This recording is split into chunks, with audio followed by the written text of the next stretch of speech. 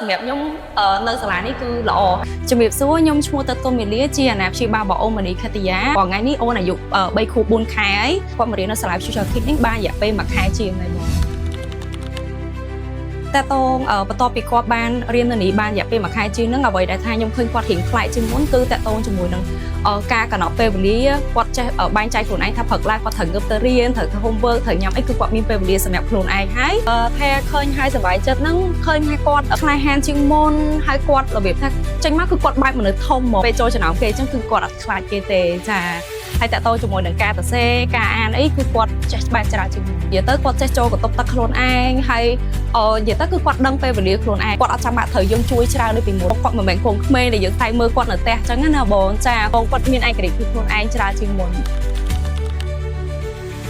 តើតងជាមួយនឹងសេវាកម្មរបស់សាលាខ្ញុំគិតថាល្អដោយសារតែគាត់យកចិត្តទុកដាក់មែនតើរឿងតិចតួចអីក៏គាត់តែងតែឆាប់មកប្រាប់យើងដែរអញ្ចឹងអាហ្នឹងគឺជាចំណុចមួយដែលខ្ញុំចង់បានពេលដែលខ្ញុំយកមកដាក់សាលាអញ្ចឹងណាបងចំពោះផាសុខភាពអីគឺល្អដូចគ្នាបងចាព្រោះដោយសារការរៀបចំរបស់សាលាអីមើលមកគឺសុវត្ថិភាពជុំវិញដោយបងឃើញអញ្ចឹងគឺវាសុវត្ថិភាពហ្មងអញ្ចឹងអត់ភ័យបារម្ភខ្លាចថាអូកូនដួលដំអីប៉ះអីគឺអត់សូវបារម្ភទេបងចានិយាយទៅសម្រាប់ខ្ញុំ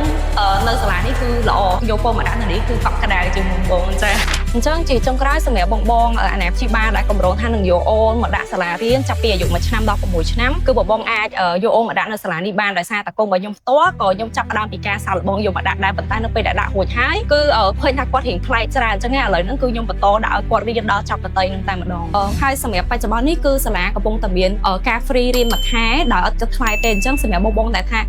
មានកូននេះទូចង់សាកល្បងឲ្យគាត់មករៀនសិនអញ្ចឹងគឺអាចយកមកដាក់សាលាបានបងសាលាអន្តរជាតិ Future Kids អប់រំកូនរបស់លោកអ្នកដោយក្តីស្រឡាញ់